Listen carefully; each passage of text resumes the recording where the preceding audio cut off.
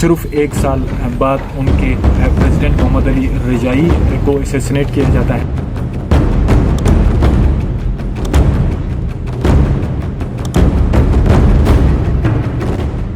साथ में Ayatollah Beheshti जो उस वक्त के चीफ जस्टिस थे और बहुत बड़ी पर्सनालिटी थे, पॉलिटिकल फिगर थे और इंकलाबी इस्लामी के अहम सुतून थे, उनको असैसिनेट किया जाता है।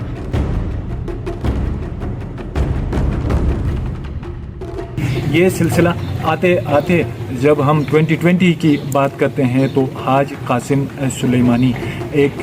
बहुत बड़ी पर्सनालिटी, एक बहुत बड़ा मिलिट्री फिगर जो मुज़ाहिमत के रूह रवां थे मिडिल ईस्ट के अंदर, उनको एक तरफ से मारा जाता है। बिस्मिल्लाहिर्रहमानिर्रहीम, अस्सलाम वालेकुम। ईरान की जब हम बात करते हैं तो उसकी तारीख़ पेचीदा सियासत, इनकलाब और साजिशों से भरपूर है।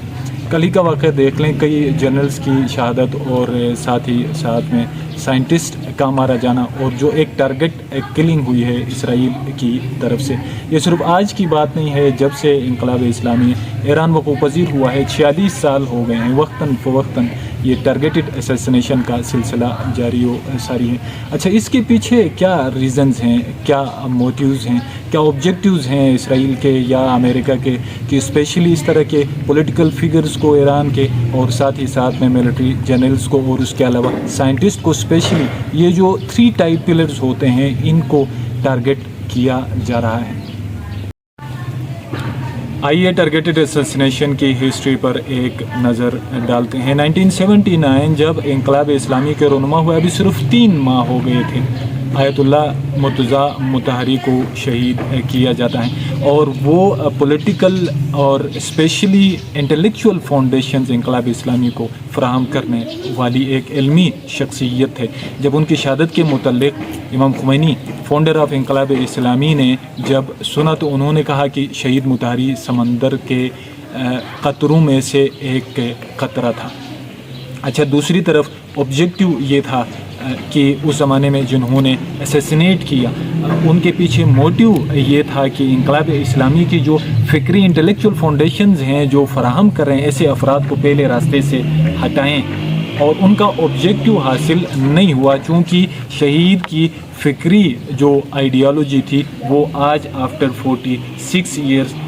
अवाम में जो है वो सरायत कर गई है। इस नज़र से हम देखते हैं तो इसराइल या कोई भी टारगेट असैसिनेटर है वो अपना ये ऑब्जेक्टिव हासिल करने में नाकाम रहा है कि इंटेलेक्चुअल फाउंडेशन फराहम करने वाले अफराद की असैसिनेशन जो है शायद अवाम तक उस सोच को पहुँचने न दे। ऐसा 46 ईयर्स के इस हिस्ट्री में नहीं हुआ है।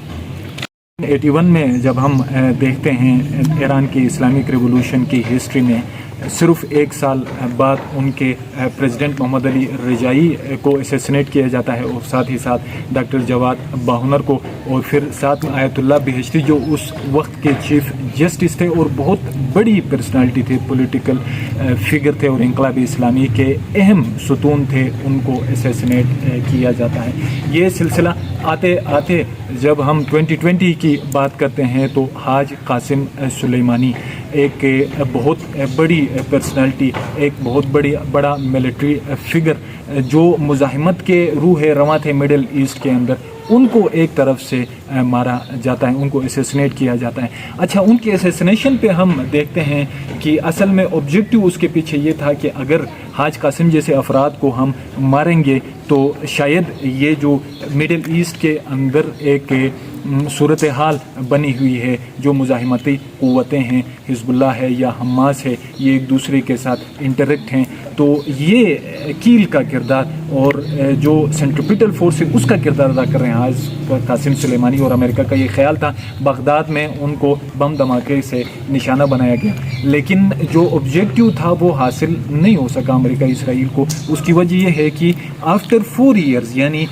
हाज कासिम सुलेमानी के शहादत के 4 साल बाद हमास ने तूफ़ानुल अक्सा बर्पा करके ये साबित किया कि असल में फ़िक्र हमने हाज कासिम सुलेमानी से लिया, अगरचि वो मौजूद नहीं है लेकिन उनकी मज़ाहिमती रेजिस्टेंस वाली फ़िक्र अब तक मौजूद है। तो ये जब हम इस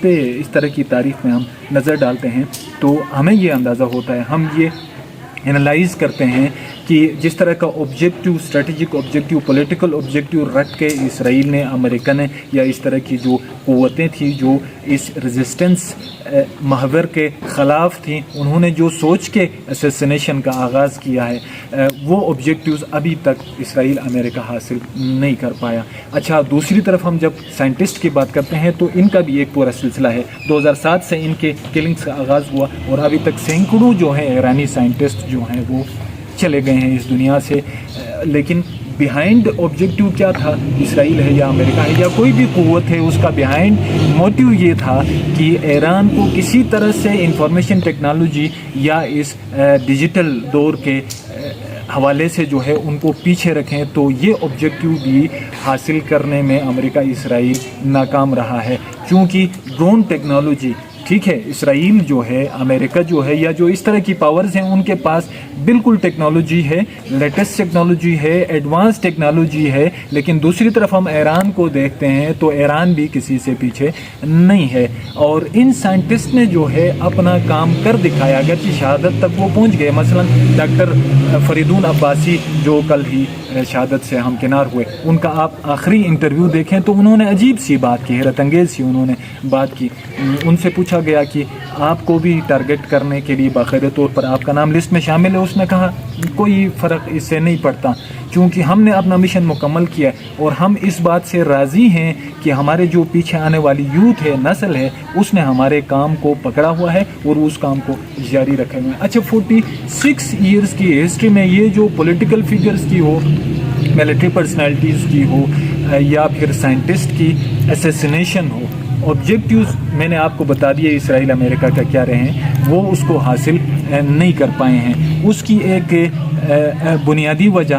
پولیٹیکل لوگ اپنے فیلڈ میں ایران کے انقلابی فکری افراد لے کے آئے ہیں۔ اچھا، پھر دوسری طرف جو سپاہ ہیں یا جو ملٹری لیڈرشپ ہے وہ پھر اپنے لائن میں افراد کو لے کے آتی رہی ہے، اور جو سائنٹسٹ ہیں وہ پھر اپنی فیلڈ کے اندر اپنے جیسے افراد جو ہیں وہ پیدا کرتے رہے ہیں، جس کی وجہ سے جتنی بھی ان کی شہادتیں ہو رہی ہیں، جس لیول کی بھی ہو رہی ہیں، ٹاپ ملٹری لیڈرشپ ہو، ان کے سائنٹسٹ ہوں، اچھا ساتھ ہی ساتھ جو ہیں نہ صرف یہ اپنے پیچھے اس طرح کی فکری اپنے جیسے ہی ورژنز پیچھے پیدا کر رہے ہیں انسانوں کی صورت میں، بلکہ اپنے فیلڈز میں جو ہے بلا کے جو ہے ذہین اور قابل ترین افراد پیدا کرتے رہے ہیں۔ اس لیے جو ہے نہ تو وہ اسرائیل امریکہ کے آبجیکٹیوز ہم اگر